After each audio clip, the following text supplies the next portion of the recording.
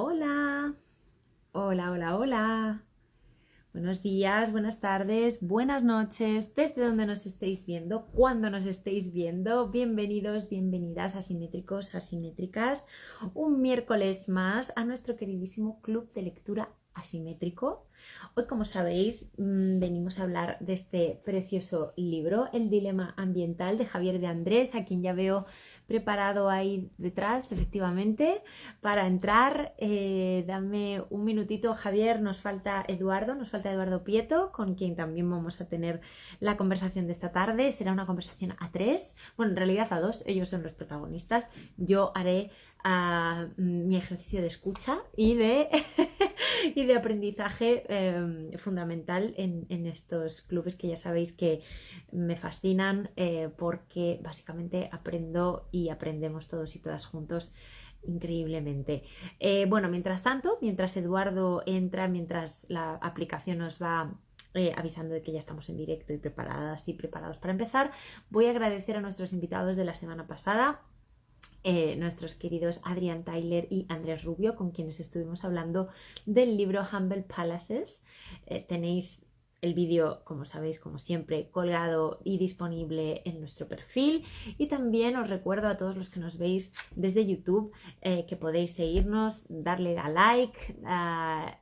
Los que estáis en esta plataforma y tenéis que ir para allá, pues también, por favor, os lo agradeceremos muchísimo, muchísimo si vais allí también y nos dais todo el cariño que nos dais en todas nuestras redes. Bueno, dicho esto, os recuerdo también que en la casilla de comentarios podéis dejar abajo comentarios, preguntas, etcétera. Yo se las trasladaré a nuestros invitados de esta tarde, a quienes ahora sí ya veo preparadísimos, tanto a Javier como a Eduardo, ya les veo.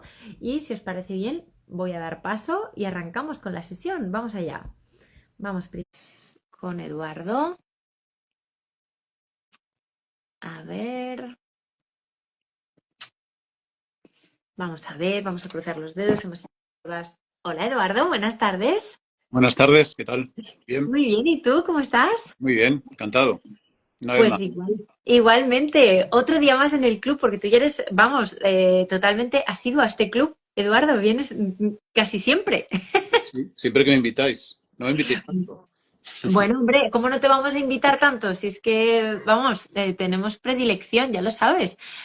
A ver, algo pasa con el perfil de Javier, vamos a intentarlo una y otra vez. Antes en la prueba ha salido todo a la primera y solo falta que nos pongamos en directo para que algo salga. Es así. ¿Qué le vamos a hacer? Bueno, mientras tanto, Eduardo, si te parece, saludamos a todo el mundo que está aquí detrás. Ana Logic, a David Costa, a ver quién más, Octavio también, todo el mundo que se está uniendo. Y nada, Eduardo, estamos esperando al protagonista en realidad, que Sí, sin él no podemos empezar. exactamente. Bueno, si no podemos hablar de uno de mis libros, ya está, aprovechamos. Pero por ahí, Mira, mira lo que tengo aquí preparado, porque claro, como hay que hablar de... acción moral. Exactamente, siempre se puede hacer. Cualquier ocasión es buena para promocionarse. Y además, como se acercan las Navidades, pues ya sabemos, es lo que hay que hacer ahora. Javier, si nos estás viendo, prueba a salir y volver a entrar porque hay algo que no está funcionando por algún motivo. Dice que no te puedes unir. Hay algún motivo extraño, um, pero te estamos esperando ya aquí, Eduardo y yo, deseando hablar de este libro en realidad, El Dilema Ambiental. No vamos, a los que nos estáis viendo de momento, a no ser que haya una catástrofe, ¿verdad, Eduardo? Hablaremos del Bueno, dilema ambiental haremos y lo que si no podamos. hablamos, hablamos de la vida de la materia, que también, Total. exacto, exacto. Bueno, oye, pues Eduardo, encantada otra vez de que hayas vuelto al club. ¿Preparado ya para las fiestas y las Navidades? ¡Ay, mira, Javier! Por fin se ha conseguido. ¿Qué tal? Buenas. ¡Ay, qué alegría! Pensábamos que nos íbamos a tener que poner a hablar de la vida de la materia. Bueno, un libro estupendo, o sea que tampoco sería mala cosa. Es broma, es broma. Oye, os voy a pedir a los dos, Eduardo, Javier, por favor, que intentéis ajustar el móvil, la pantalla del móvil y vuestra coronilla lo más cerca posible de esta línea de aquí, ¿vale? Porque ahora mismo están sobre vosotros pasando la gente que se está uniendo y no se os ve del todo bien, ¿vale? Ahí mucho mejor los dos, mucho mejor. Bueno, Javier, bienvenido. ¿Es tu primera vez aquí con Es, nosotros en el club? Es mi primera vez, sí. Muchas gracias por la invitación. Pues bienvenida al Club del Libro Asimétrico. Si os parece, Javier, Eduardo ya se lo sabe, pero lo que suelo hacer siempre es presentar a los invitados, obviamente a vosotros. Todo el mundo viene a veros y sabe quiénes sois, pero oye, si hay alguien despistado o despistada por el mundo, pues les ponemos en contexto y arrancamos la sesión, ¿os parece? Muy bien. Venga, genial, pues vamos allá. Esta tarde voy a empezar contigo, Javier. Hoy estamos con Javier de Andrés, que es doctor arquitecto, profesor del Departamento de Proyectos de la ETSAM UPM y socio cofundador del estudio Aion Paradela y de Andrés Arquitectos, cuyo trabajo también ha merecido reconocimientos como diversos premios COAM, o ha sido finalista en los premios Big Mac o también seleccionado en los premios FAT de 2020. Además, en el ámbito investigador, Javier, ¿verdad? Has recibido también numerosas distinciones y has sido investigador visitante en la Columbia Climate School en Nueva York, también en 2025, hace nada. Quizá también nos puedas hablar de esa experiencia esta tarde. Y es el autor de este maravilloso libro, El dilema ambiental, del que vamos a hablar esta tarde y no del otro. Muchísimas gracias por unirte, Javier. Vamos, si os parece, a presentar a Eduardo Prieto, que ya es un colaborador habitual de este club. Es doctor arquitecto, licenciado en Filosofía, DEA en Estética y Teoría de las Artes. Tus investigaciones, Eduardo, están centradas en la relación arquitectura, pensamiento, técnica y medio ambiente, y de las cuales también han dado sus frutos en libros como Historia medioambiental de la arquitectura y Barro para casa ahora, Los laberintos del aire, o el libro que acabamos de enseñar a cámara, La vida de la materia, que hemos hecho la reedición hace nada, ahora mismo no recuerdo el mes, pero ha sido hace 2-3 meses. Ejerces además, Eduardo, como profesor titular de Historia de la Arquitectura y el Urbanismo en la ETSAM UPM y has sido visiting scholar en Harvard. Actualmente también eres director de programas del Centro Nacional de Industrialización y Robotización de la Arquitectura. Y por poneros en contexto y en relación de esto, Eduardo es el director dentro de nuestra colección Voces, la serie ambiental, por eso tengo estos dos libros aquí, y además eres uno de los entrevistados que aparece, por supuesto, en el libro de Javier, El dilema ambiental. Entonces, si os parece, Javier, Eduardo, empezamos por ahí, contar un poco esta serie ambiental, este contexto en el que nos vamos a mover y después arrancamos con el libro. ¿Os parece bien? Muy bien, muy bien. Si quieres, Pues arranca adelante. tú, Eduardo, Sí, como director de la serie. me toca. No. Te toca a ti. Bueno, sí, Te toca. la serie ambiental, pues es una serie que quiere incluir libros como el de Javier. Yo creo que el libro de Javier marca muy bien el perfil del tipo de contribuciones que nos interesan, que no son tanto contribuciones técnicas o exclusivamente técnicas, y por supuesto son tampoco contribuciones que tienen que ver con esto que así a grandes rasgos llamamos sostenibilidad, y no son tampoco contribuciones cientificistas que piensan que todo esto de la sostenibilidad pues, es un modo de hacer una arquitectura con apellidos, una arquitectura específica, hipertécnica, sino que entienden que el problema ambiental pues, forma parte de la, vamos a llamarlo así, que es una palabra un poquito pretenciosa, ¿no? La esencia de la arquitectura desde el principio y que es una de las dimensiones inevitables con la que trabajan los arquitectos en la manera de configurar el entorno, el territorio, el paisaje.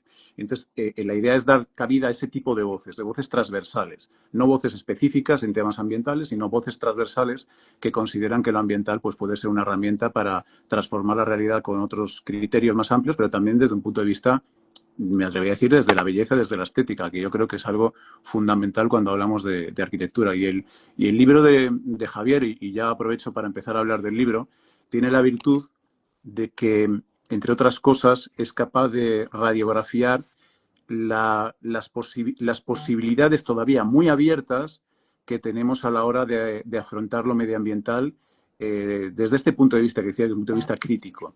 De ahí el título. Hablará, yo creo que Javier, lo del título, ¿no? Pero yo creo que es un título muy acertado porque precisamente estamos en un contexto en que estas cuestiones se plantean como un dilema de por dónde vamos, ¿no? ¿Avanzamos por aquí? ¿Por dónde avanzamos? ¿No?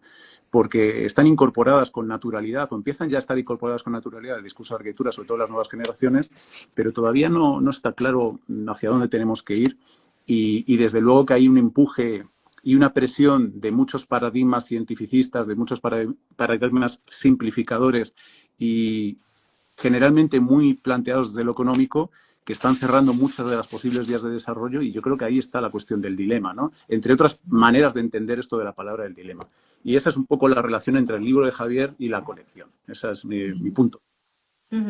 Fantástico. Javier, igual ahora tú nos puedes poner en contexto de dónde sale este libro y cómo está planteado, que yo creo que Eduardo nos ha dado un par de pistas, pero sería fantástico si tú también nos contextualizas y seguimos Sí, avanzando.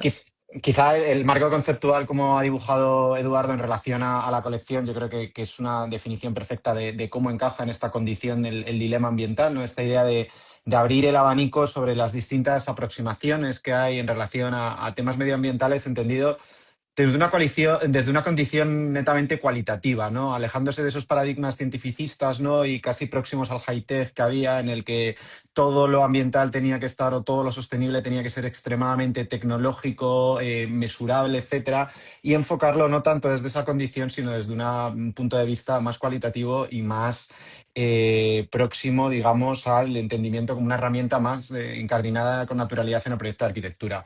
En este sentido, el libro nace de una investigación doctoral, o sea, de la tesis doctoral que llevé a cabo en la Universidad Politécnica, que leí en febrero de 2024, dirigida por Andrés Cánovas, mi director de tesis también. Y en este sentido, una de las herramientas que utilizamos, la tesis tenía que ver sobre patrimonio industrial concretamente, y un poco la recuperación de este patrimonio industrial desde criterios medioambientales o termodinámicos, ¿no?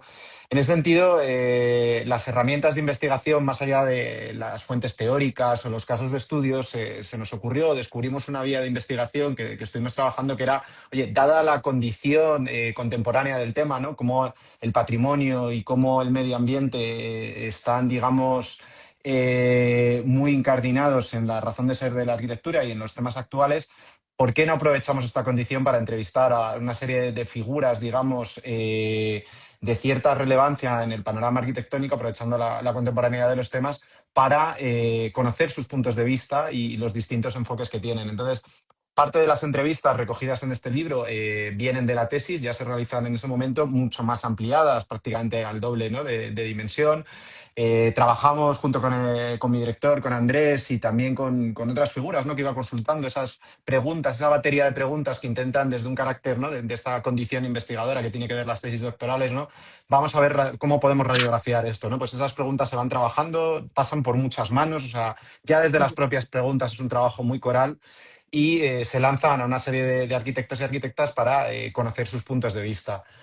Posteriormente, bueno, pues se termina la tesis, ya nos ponemos en contacto también con vosotros y empieza a aparecer la idea de que puede ser el germen de un proyecto que puede interesar a más gente, ¿no? Y que puede ser una herramienta útil tanto como de investigación como de proyecto, ¿no? Entonces, ahí aparecen también las necesidades, ¿no? de encontrar nuevas voces, se intenta conectar con alguna más, con alguna menos, y se intenta dibujar como ese panorama de voces que nos pueden aproximar a esta condición, ¿no? del dilema ambiental, pero entendido desde una condición caleidoscópica, ¿no? Desde muchos puntos de vista que no son diferenciales, diferentes entre sí, pero al mismo tiempo son complementarios, ¿no? En ese sentido.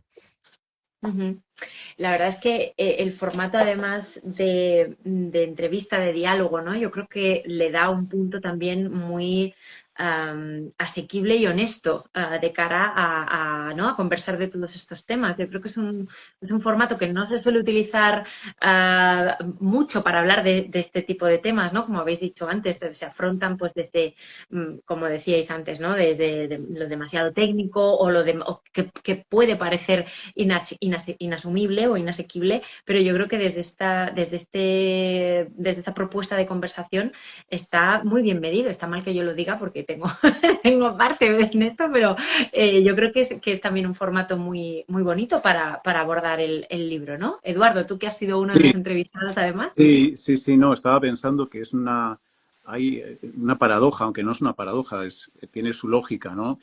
Pero es una paradoja que al final de la tesis de Javier, que es una tesis muy valiosa en todos los sentidos, al final la parte que haya sido, pues primero publicada, haya sido el anexo, que es ese anexo de entrevistas que tenía, ¿no? Y eso también nos tiene que hacer reflexionar sobre los formatos que utilizamos desde el punto de vista de, cuando hablamos de investigación, así esa palabra que se utiliza un poco para todo y a veces no significa muchas cosas, ¿no? Pero desde cuando investigamos desde la universidad, cómo hay ciertos formatos a los que nos vemos obligados y ciertos formatos que no terminan de encajar, pero que muchas veces resultan ser los más valiosos y los que pueden acercar el problema a un público más amplio y los que también tratan y abordan el problema desde la inmediatez y por tanto también desde una voluntad de no agotarlo, no pretender hablar cátedra, sino plantear un diálogo abierto para hablar de algo que precisamente todavía no está cuajado, sino que se está haciendo, ¿no? Es un tema que va tomando diferentes formas, ¿no? Es como muy proteico todavía.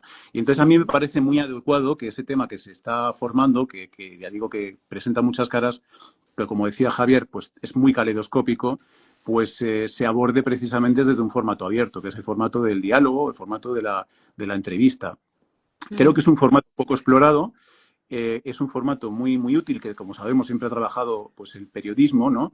Y hay una grandísima tradición de entrevistas que se acaban convirtiendo en una fuente extraordinaria de reflexión y de conocimiento, ¿no?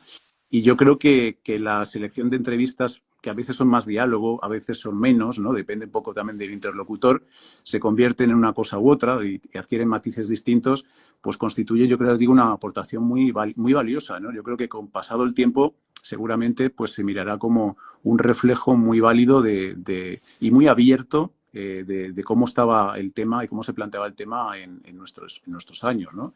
Y yo soy muy amante, muy partidario del formato de entrevista cuando se hace bien, ¿no? Evidentemente, Javier lo sabe, las entrevistas que aparecen en un libro no pueden ser las mismas que aparecen en anexo a una tesis y hay un trabajo muy potente de reelaboración para que la entrevista y el diálogo fluya incluso más que lo que fluyó originariamente, ¿no? Y cuando mucho es que hay muchísimo trabajo de artificio.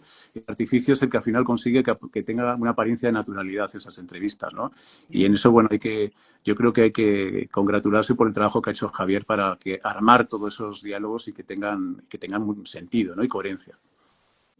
Sí, bueno, en ese sentido, efectivamente, yo creo que poner en valor, ¿no? El libro realmente es un trabajo coral, o sea, son 11 autores hablando, ¿no? Bueno, 12 deberíamos incluir también, que me parece que es bastante valioso, el prólogo de Philip Ram, ¿no? Al trabajo y que también, a pesar de que se decide optar por radiografiar el panorama nacional y por tanto se entrevistan autores locales, yo creo que también el prólogo de Philip Ram es muy valioso, ¿no? Y esa visión desde fuera de cómo se está entendiendo en el contexto nacional este tema de lo ambiental.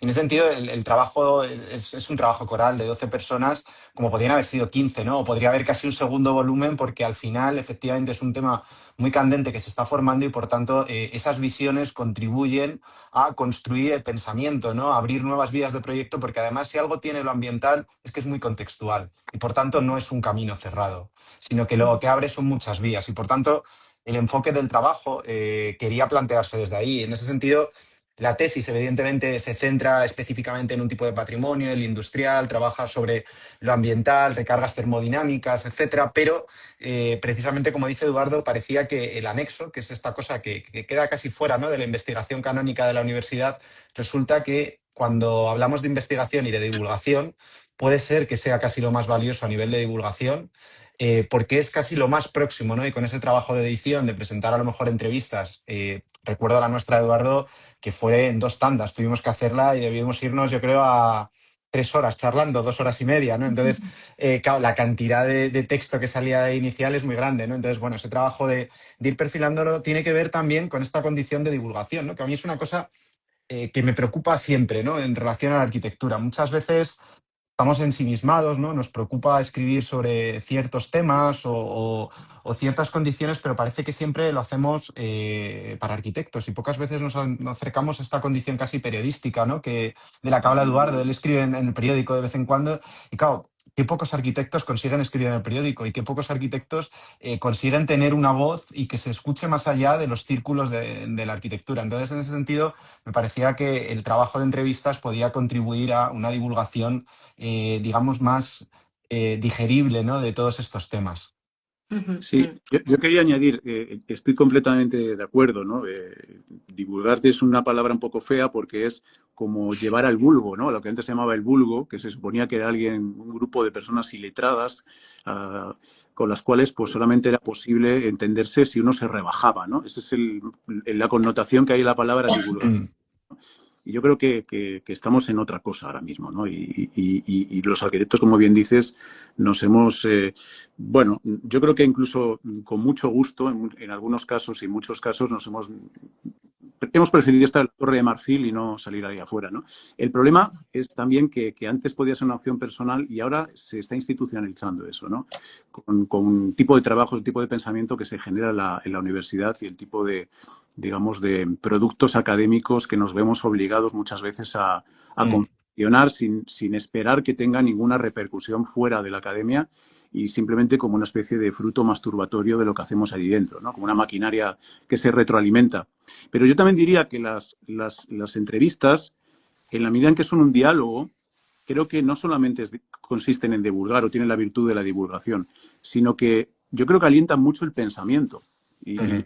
no quiero poner pedante, pero uno piensa, todos sabemos, acordamos de los diálogos de Platón. O sea, el origen de la filosofía occidental tiene que ver con los diálogos, ¿no? Con ujú, construir un pensamiento en un intercambio de perspectivas, de puntos de vista y generar un pensamiento vivo. Y yo creo que eso en el libro, en muchos diálogos, muchas conversaciones, se nota que no es que el entrevistado esté contando algo que ha contado mil veces, ¿no? Y que está intentando que eso pues llegue a un público general, que a veces sí. A veces se nota, y yo por lo menos a mí me pasó cuando me vi obligado a responder algunas de tus preguntas, me veo obligado a pensarlas, me veo obligado a pensar, me veo obligado a construir pensamiento a través de esa interacción, en este caso contigo, ¿no? Y creo que eso es valiosísimo, creo que es absolutamente valioso porque construir pensamiento con todos los formatos posibles y sobre todo de temas tan abiertos como estos resulta fundamental. Y sobre todo porque ya no tenemos tantos espacios para hacerlo, ¿no? El libro ujú. no cabe en la universidad, cabe muy poco, cabe a lo mejor en otros foros y deberíamos dialogar más, ¿no? Y conversar más y trabajar más con estos formatos que también te obligan a salirte de tu caparazón, a veces hasta ideológico, ¿no? Y intentar hacerte entender y en el esfuerzo de hacerte entender construir un pensamiento distinto o más matizado, ¿no? A mí por lo menos ya te digo que a mí me ha pasado. Yo ahora estaba releyendo la entrevista que me habéis hecho, Javier, que no había vuelto a hacerlo desde el borrador original y tal, y, y evidentemente se nota que hay un trabajo de construir y de establecer un discurso, ¿no? Que vale para los términos de la conversación, pero que luego tiene claramente proyecciones que van más allá de eso, ¿no? Yo creo que también eso es una de las virtudes, ¿no? De la conversación y del formato. Sí, al final yo creo que lo más interesante es los hilos, ¿no?, que deja el proyecto, la cantidad de puntos en los que poder agarrarse y construir pensamiento a través de las preguntas de prácticamente todas las contestaciones de todas las preguntas de los autores, ¿no? Abren caminos, en algunos puntos es curioso cómo convergen las opiniones o los intereses, en otros son más divergentes. Y yo creo que en cierto modo era hacer una suerte de debate ficcionado, ¿no? Yo creo que lo incorporaba esta idea en el prólogo, ¿no? Qué difícil sería juntar con la agenda que tienen, ¿no?, todos los entrevistados, qué difícil sería juntar a todos en una mesa, sería complicado, pero esta idea de vamos a intentar, ¿no?, desde esta condición que tiene la investigación, ¿no?, de intentar establecer unos criterios, a partir de ahí diseccionar la realidad en base a un mismo patrón, ¿no?, que es al final el punto de partida de estas entrevistas.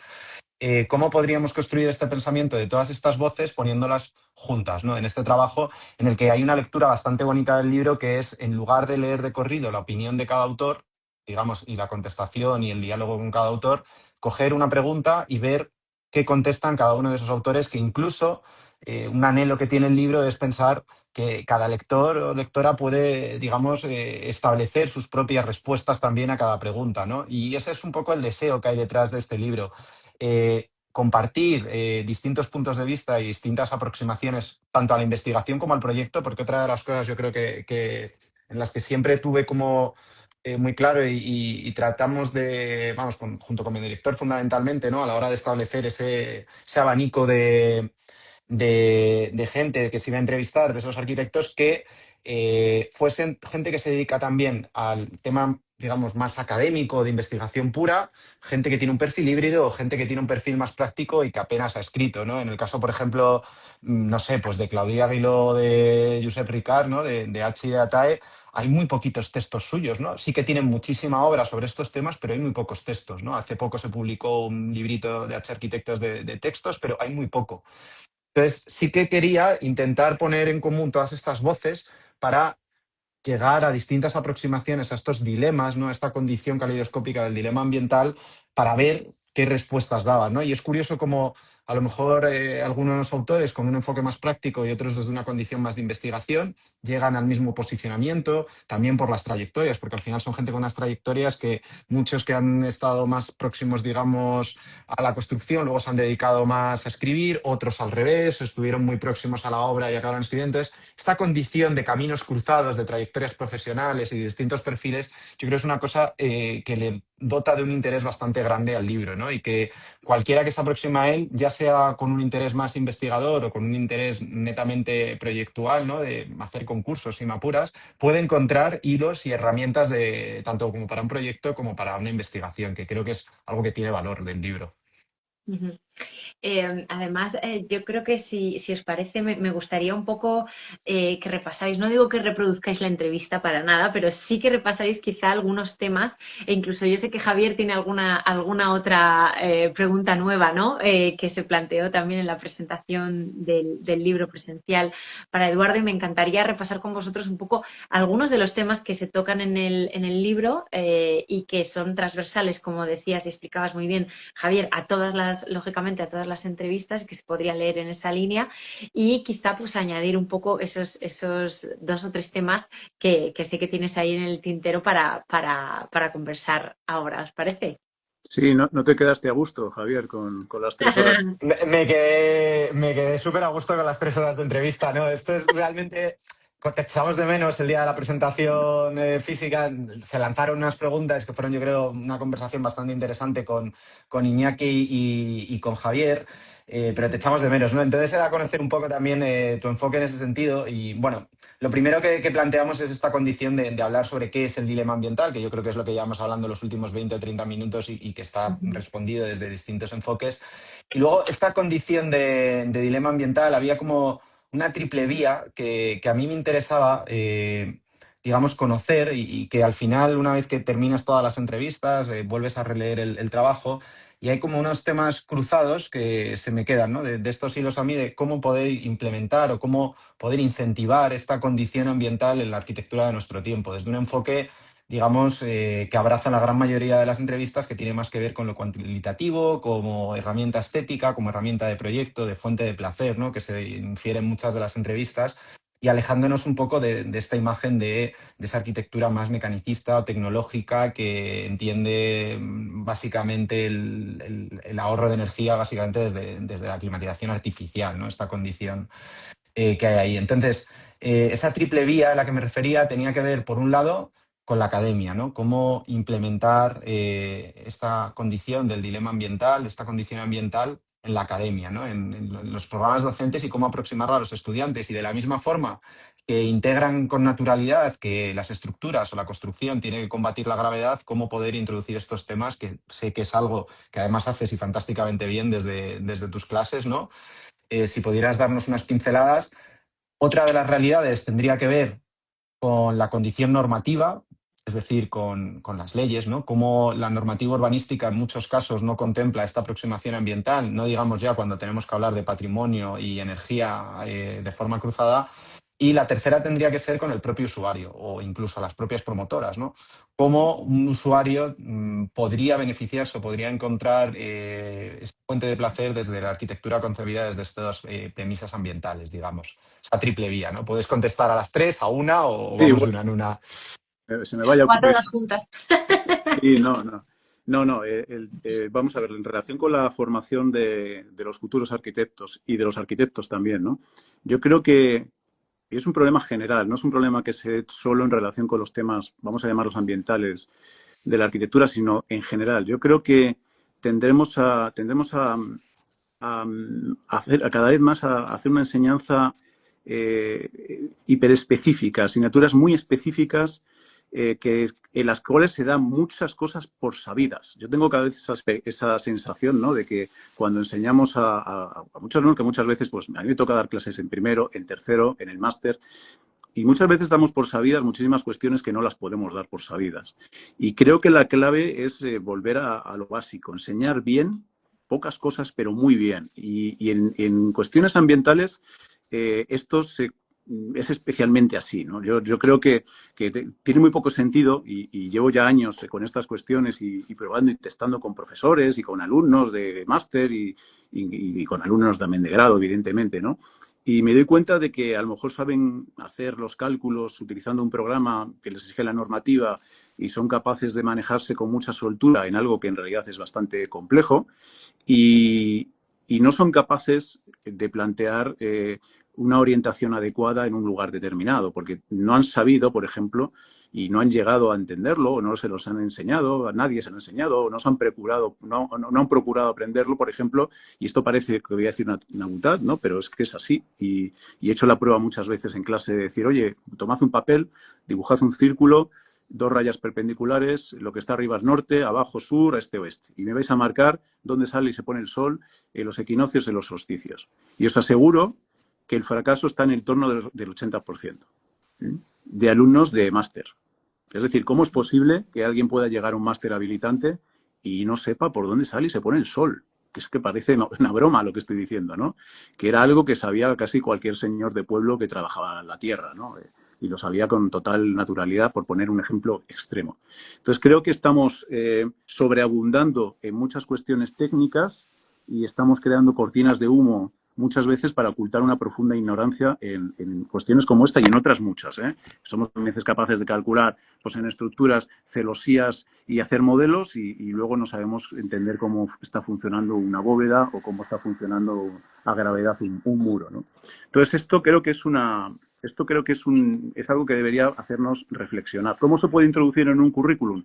Pues es muy difícil, porque también sería una contradicción introducir asignaturas específicas de diseño ambiental. Creo que sería contraproducente, porque de hecho ya existen y ha sido también contraproducente cuando se aplicaba las cuestiones de bioclimatismo, porque al final acaban convirtiéndose en una especie de técnica independiente del proyecto y aparte, ¿no? Como algo que se aplica al proyecto.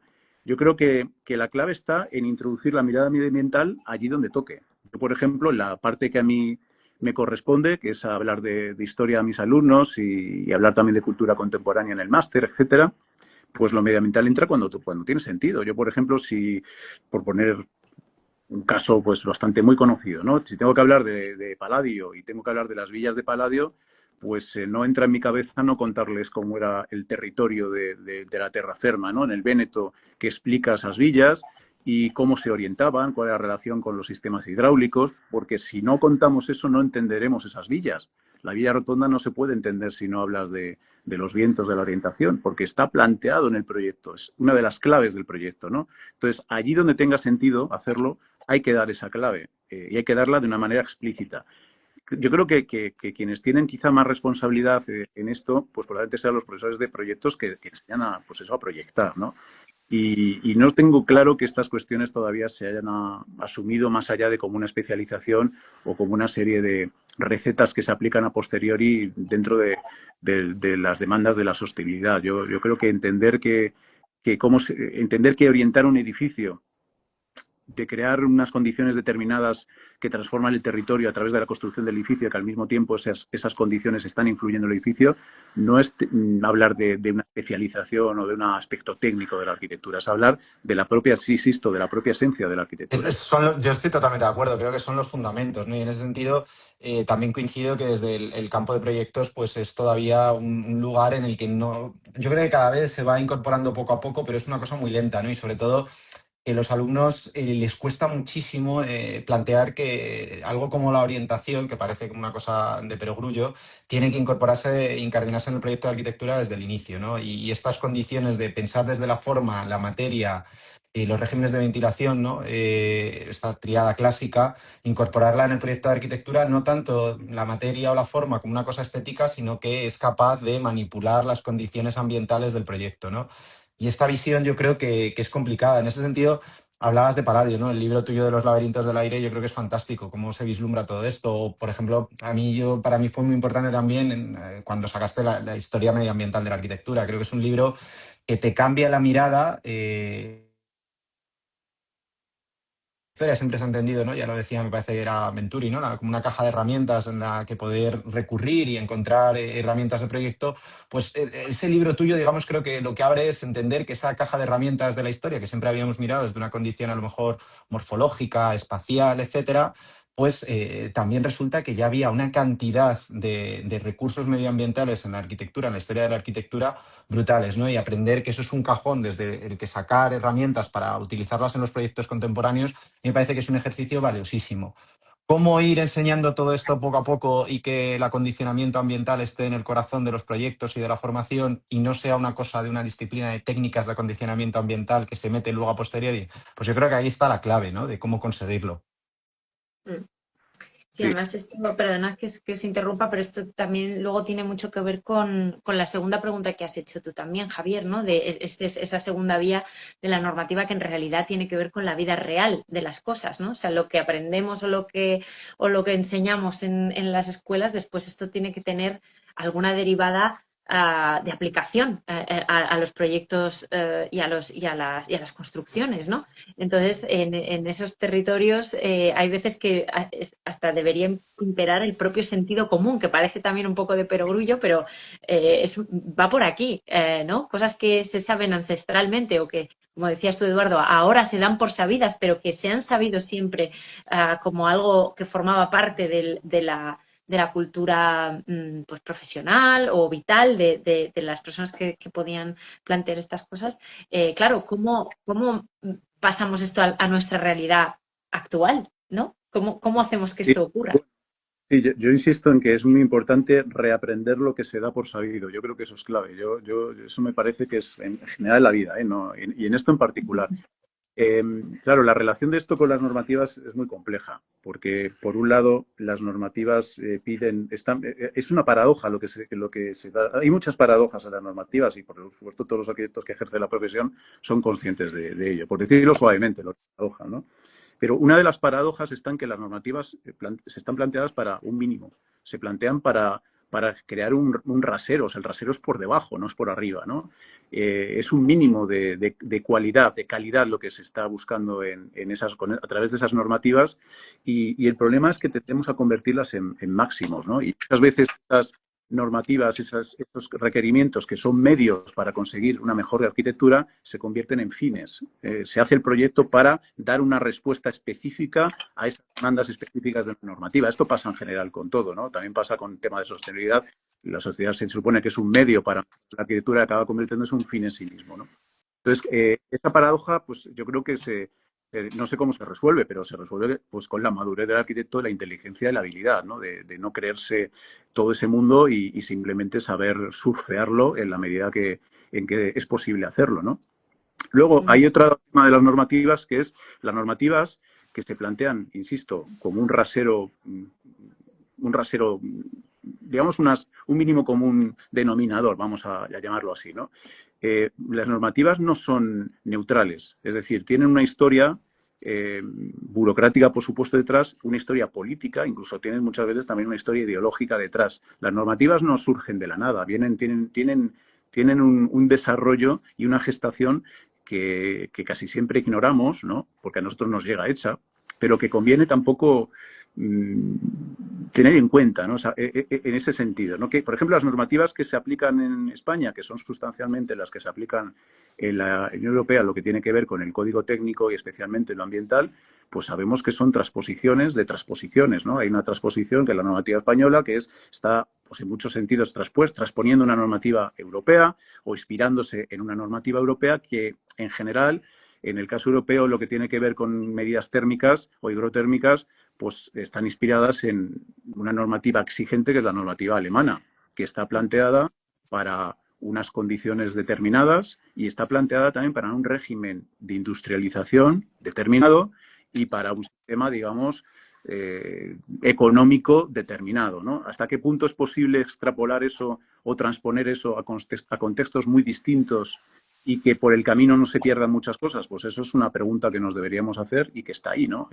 Por ejemplo, toda la normativa de exigencia de aislamiento, ¿no? Que proviene, insisto, a través del código técnico de esta inspiración de las leyes, de las normativas alemanas de los años 80-90, pues en realidad no, inevitablemente están sesgando tanto el mercado como los proyectos hacia cierto modelo que es precisamente el modelo de la hermeticidad o del aislamiento radical de la arquitectura, que podría estar explicitado de una manera muy intuitiva en la imagen de un edificio de Passive House, ¿no? Que sería como, pues como el modelo tecnológico, ideológico, pragmático que mejor, de una manera más directa, más cómoda, da respuesta a esta normativa. Entonces la gente, los clientes y los arquitectos también, y es lógico que se aferren a esos modelos porque le resuelven muchos problemas, ¿no? En realidad el problema que te resuelve es, en el caso de un arquitecto o de un cliente, pero sobre todo de un arquitecto, es que ya no tienes que pensar. Es un problema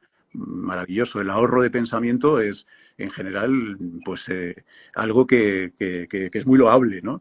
Pero cuando eso se generaliza y eso da pie a situaciones, digamos, como más mecánicas y a respuestas como muy automáticas, esa ausencia, ese ahorro de pensamiento, pues se convierte en ausencia de pensamiento y eso es un drama. Y yo creo que eso es uno de los dilemas que están implícitos en el título del libro de Javier, que es realmente esta oportunidad de replantear muchas cosas de la arquitectura que han funcionado mal y muchos vacíos que no hemos tenido en cuenta, ¿no? Y muchas situaciones que arrastramos y que no eran beneficiosas para nadie. Realmente estas posibilidades también que tenemos maravillosas de hacer una arquitectura distinta, una arquitectura de más calidad, una arquitectura más integrada, más social, ¿realmente las estamos aprovechando o no? O sea, yo creo que esa es la pregunta del dilema, ¿no? O nos estamos entregando al automatismo de responder a la normativa y a todos los modelos tecnológicos de diseño hipersimplificados que van surgiendo como setas, porque el mercado lo va construyendo así, y que al final acaban, insisto, sesgando el diseño, ¿no? Y basta con salir al mundo exterior. Cuando digo mundo exterior, digo el mundo fuera de los pequeños círculos de pensamiento que puedan quedar en la universidad, en ciertos estudios de arquitectura, en ciertos clientes también, instituciones que existen, ¿no? Saliendo de esas burbujas, lo que se está produciendo y es muy inquietante es la proliferación de todos estos modelos, insisto, de transposición directa de una solución formal y técnica de una normativa, ¿no? Entonces creo que es muy, muy inquietante, ¿no? Y creo que la única herramienta es el conocimiento. Creo que el conocimiento siempre es importante, pero ahora estamos en un momento clave de la arquitectura en el que los arquitectos tenemos que estar mucho mejor formados y conocer profundamente las 4 verdades del sentido común que decías, María, ¿no? Bien entendidas. Yo creo que no es necesario que los arquitectos seamos especialistas en modelar o en hacer según qué cosas. Todos sabemos, los que hemos trabajado en la profesión, sabemos cómo funciona ese mundo, pero sí, absolutamente, estamos obligados a conocer muy profundamente las verdades esenciales, las cosas importantes que tienen que ver con el diseño, que son las que nos dan autoridad luego para negociar con un cliente o para negociar con un ingeniero o para que el proyecto no se desvirtúe, ¿no? Y creo que eso todavía no se está dando, ¿no? Y ahí hay una responsabilidad compartida entre los que estamos en la universidad, la profesión, pues claro, por supuesto, normativas que tiende que a veces tiene un efecto contraproducente. Sí, yo creo que tiene que ver también con la normativa a veces va de la mano del mercado, ¿no? Yo a veces pongo el ejemplo, sobre todo cuando tienes que hablar con gente que a lo mejor pues, no está muy puesta en el tema o ni siquiera es arquitecta, ¿no? Cuando algún amigo te habla y te pregunta, ¿no? Pero esto realmente me voy a ahorrar dinero, ¿no? Y es como, bueno, es que, claro, pero tiene ¿qué es? ¿Una plus? De repente te preguntan, claro, esta condición mercadotécnica que hay de, no, es que vas a tener una máquina de aire acondicionado doble o triple A plus en tu casa y de repente vas a poner, claro, al mercado lo que le interesa es que tengas máquinas que pueden ser muy eficientes, pero yo siempre digo, ¿no será mucho más eficiente y ahorrar si te puedes ahorrar la máquina? Claro, eso para el mercado supone no vender la máquina. Y por tanto, la normativa muchas veces también tiene esta connivencia con el mercado, que no sabes hasta qué punto la influencia de unos lobbies u otros influye también en la redacción de normativas, más allá de venir de un paradigma, ¿no? Digamos, del norte de Europa. Y tiene que ver con esto, con que somos capaces, ¿no? Que Eduardo lo cuenta muchas veces, como en la Alhambra, ¿no? Los interiores de la Alhambra que no tienen ni cristales, o sea, ni cristales, a través de la propia manipulación, ¿no? De esos espacios intermedios, de esa materialidad que tiene, ¿no? Esa capacidad que tiene de estar entre jardines, pues está a lo mejor 6 7 grados más bajo, me parece, ¿no? En algunos estudios que han salido, estás más fresco, 6 7 grados más fresco dentro de una habitación de la Alhambra, ¿no? De esos espacios intermedios e interiores, que en un edificio Passive House recién acabado, si no enciendes la máquina de aire acondicionado en el ensanche, ¿no? De Granada. Entonces, en ese sentido, yo creo que por lo que deberemos abogar es por volver a esas herramientas de la propia arquitectura, no relegar de la tecnología, porque es útil y puede estar para resolver picos de demanda y no tenemos que vivir, digamos, en unas condiciones de extremas, sino que podemos normalmente su uso si somos capaces a través de la propia arquitectura, de ese diseño, de esa concepción de la forma, la materia y entender que hay otras maneras de hacer arquitectura que nos pueden ahorrar a todos y descubrir nuevas formas de vida que a lo mejor tienen que ver con rememorar ciertas espacialidades o ciertas condiciones pasadas, pero que nos van a permitir un ahorro energético y económico muchísimo mayor y además nos van a generar esos espacios placenteros, ¿no? Que salen en muchas de las conversaciones, ¿no? En verano, qué a gusto se está, por ejemplo, en un porche o bajo la sombra de una parra o bajo la sombra de unos árboles en unas condiciones cerca de un río o en la propia Alhambra, ¿no? Entender que la arquitectura puede ahora hacer esto y que no tiene que ser, digamos, esta condición de los bloques Zebra, ¿no? Ahora que nos han inundado por todos los lados, ¿no? Es un poco, yo creo, un anhelo, ¿no? Que hay detrás de todo el trabajo del libro, que es decir, oye, hay que empujar esto, ¿no? Entre todos, ¿no? Intentar descubrir nuevas formas de hacer las cosas, ¿no? O redescubrir formas distintas de hacer las cosas. Sí, yo ahí solamente quería matizar que, claro, esto es un tema también interesante de debate, ¿no? Cuando hablamos de tecnología, claro, el riesgo también que en estas posturas muchas veces de medioambientales que tienden al radicalismo, pues está en buscar digamos, la pura pasividad como un fin en sí mismo, que sería como el otro extremo, que no me parece tampoco es una solución muy inteligente en según qué climas. Tecnología en realidad es casi todo lo que tiene que ver con la arquitectura. La arquitectura de por sí es una antropotécnica, es una técnica que construye al ser humano. Lo construye el ser humano, pero construye también al ser humano, ¿no? Y entonces una disposición formal ya es técnica. Utilizar un material u otro ya es técnica, ¿no? Todo, implícitamente, todo es tecnología. Entonces yo creo que la pregunta es el nivel de sofisticación de esa tecnología y si es necesario, ¿no? O sea, yo creo que como decía Javier, hay cuestiones básicas, fundamentales, que tienen que ver con el sentido común, que son 4 cosas: que un edificio esté bien orientado, que tenga un buen factor, que tenga una buena compacidad, ¿no? Según donde esté, o bien que sea permeable, pues en un clima donde sea eso exigible, que esté planteado con un paradigma claro, que eso es muy claro, muy importante, ¿no? Ponías el ejemplo de la Alhambra. La Alhambra no cumple el código técnico. Si la Alhambra y edificios de su paradigma anterior, que era el paradigma poroso, ¿no? Que no era un paradigma basado en el aislamiento térmico, ni en la hermeticidad que daban esos sistemas constructivos determinados, ni por supuesto en el uso de máquinas, funcionaba, era precisamente porque era porosa y se proyectaba pensando en su porosidad, en la medida en que la forma y la materia contribuían al movimiento del aire, trabajaban con la inercia térmica, etcétera, ¿no? Y eso es un paradigma, que es una manera de proyectar. Otra manera de proyectar otro paradigma es el paradigma de aislamiento térmico, que en su punto, digamos, más radical, pues sería el Passive House, que sería la hermeticidad y la separación radical del contexto y digamos, la membrana como barrera, ¿no? Bueno, pues esos son 2 paradigmas que es muy difícil compatibilizar. A mí me cuesta entender, algunas veces cuando veo concursos en los que aparecen edificios completamente mecánicos, ¿no? Que trabajan y que están planteados con sistemas de intercambio muy parecidos a Passive House, que de repente aparece por ahí, por ventilación natural, o sea, digamos, estrategias que muchas veces son incompatibles con el paradigma con el que se ha proyectado el edificio. Y hay unas contradicciones que muchas veces tienen que ver con el desconocimiento y otras veces con el oportunismo de decir, bueno, me están pidiendo tantos requerimientos, los voy a poner todos y luego ya veré lo que hago, ¿no? Pero creo que eso es muy importante, ¿eh? Entender que cuando se proyecta hay que tirar por un lado o hay que tirar por el otro, pero no se puede tirar por todos los lados a la vez y ser súper hiper sostenible, ¿no? Creo que eso todavía es una lección que nos queda por aprender, la de la coherencia entre la forma, el planteamiento ambiental y el paradigma en el que uno se mueve, ¿no? Totalmente. Javier, no sé si querías también añadir una parte en este punto. Sí, no, o sea, lo que había comentado antes, ¿no? En esta condición, esto último que estaba explicando Eduardo, yo creo que es bastante claro, ¿no? Es como si piensas que vas a hacer un plato de cocina y de repente empiezas a hacer una ensalada y luego le empiezas a echar callos y luego de repente le metes gambas y luego terminas echándole un chorizo, por ejemplo, ¿no? Tendría como una cosa de cero sentido, ¿no? Pues en este sentido hay que pensar también que la arquitectura, desde un punto de vista ambiental, hay que entenderla con un criterio de coherencia, ¿no? Que es muchas veces lo que tratamos de inculcar también a los alumnos, ¿no? El proyecto, más allá de que sea mejor o peor, lo importante es que sea coherente, ¿no?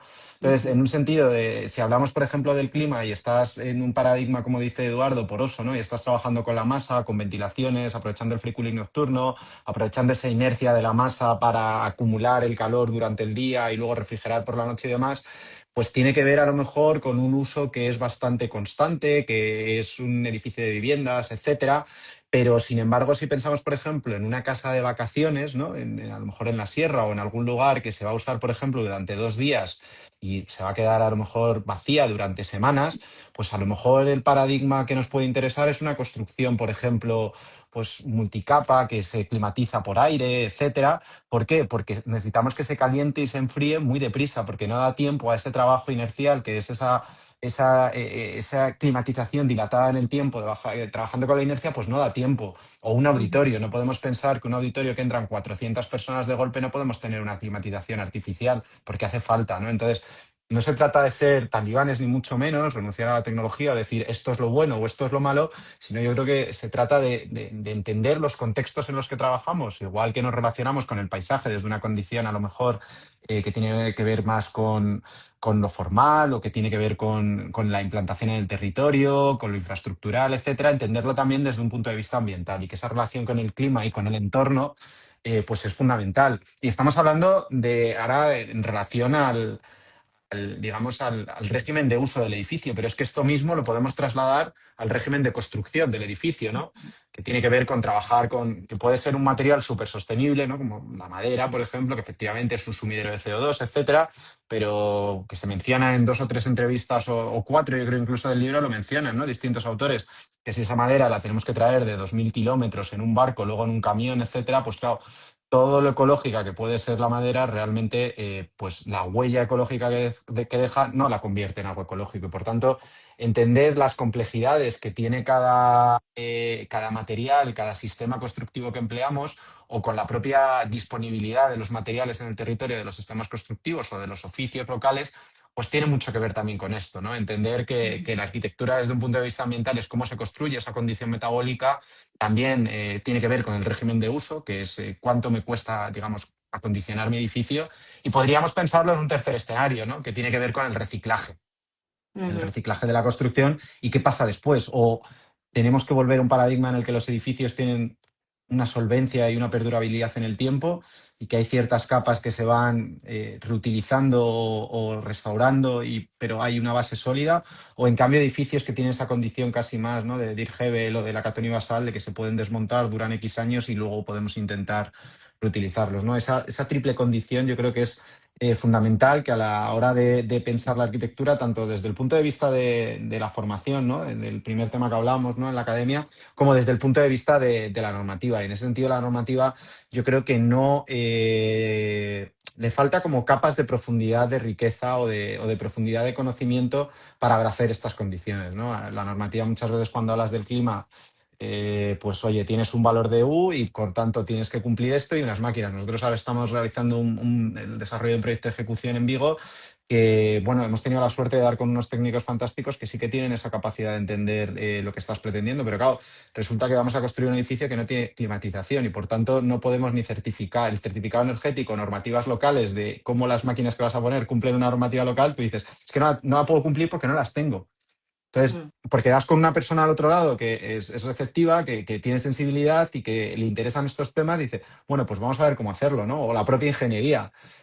¿Cómo puedo hacer el certificado energético si no puedo meter las máquinas, ¿no? Este tipo de condiciones, que a lo mejor es trabajar a través de pues, elementos de espacios intermedios, materiales que son capaces de captar el calor y de llevarlo al interior, etcétera. Todas estas tecnologías, los programas de simulación, digamos, básicos de certificaciones no las están preparados para ello.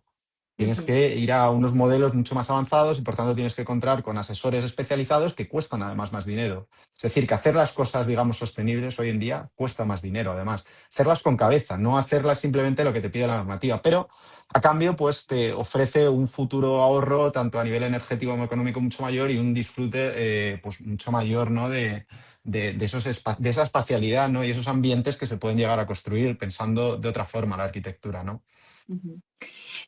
Javier, Eduardo, incluido el problema técnico que hemos tenido, ya nos hemos acercado totalmente al tiempo que teníamos. Yo me quedaría aquí hablando con vosotros de este tema porque efectivamente es un dilema y es un tema que está encima de la mesa de la profesión y encima de la mesa de la sociedad, ¿no? Que esta cuestión es fundamental, yo creo, lo comentabais al principio, ¿no? De la divulgación y de hacer llegar esto también a los usuarios para que también lo pidan, ¿no? De alguna manera lo soliciten, ¿no? Yo creo que lo bonito de este libro también es que como decías tú antes, ¿no? Javier, los hilos, abre las preguntas, están aquí, se puede hablar del tema, se debe debatir y yo creo que estamos en un momento muy bueno para hacernos todas estas preguntas y otras muchas oye, quién sabe, ¿no? Igual en un segundo volumen, como decías, ¿no? Javier, se puede plantear. Voy a hacer la última llamada, ¿no? También sobre el tema. El libro, como sabéis, está disponible en nuestra tienda online, por supuesto, pero también en librerías, ¿vale? Por favor, se acercan las Navidades. Sin las librerías, ni editores, ni autores, ni nadie podríamos hacer lo que hacemos, así que id a las librerías. Y Javier, Eduardo, no puedo más que agradeceros esta tarde que habéis pasado aquí con nosotros compartiendo sobre este libro. Lo que haremos será juntar todos los dos vídeos y publicarlos después, ¿vale? Y Vale. esperemos que no se note mucho el problemilla técnico que hemos Bueno, tenido. cosas del directo, o sea Bueno, que del es lo que hay, la directo, tecnología. Nada, efectivamente. muchísimas gracias a vosotros No, por organizarlo y por invitarnos, a Eduardo también por sacar este ratito para estar aquí y nada, muchas gracias. muchas gracias. Gracias. Un placer. Gracias, muchísimas gracias a los dos y gracias a todos y a todas los que estáis ahí detrás y nos veis, dadle a like, todo este tipo de cosas, suscribíos al canal y no os olvidéis de que la semana que viene aquí estaremos otra vez con más club y muchos más libros y arquitectura. Muchísimas gracias, Javier, Eduardo. Un abrazo muy Genial. fuerte. Chao, chao, chao. Un abrazo, hasta luego, adiós, buenas tardes.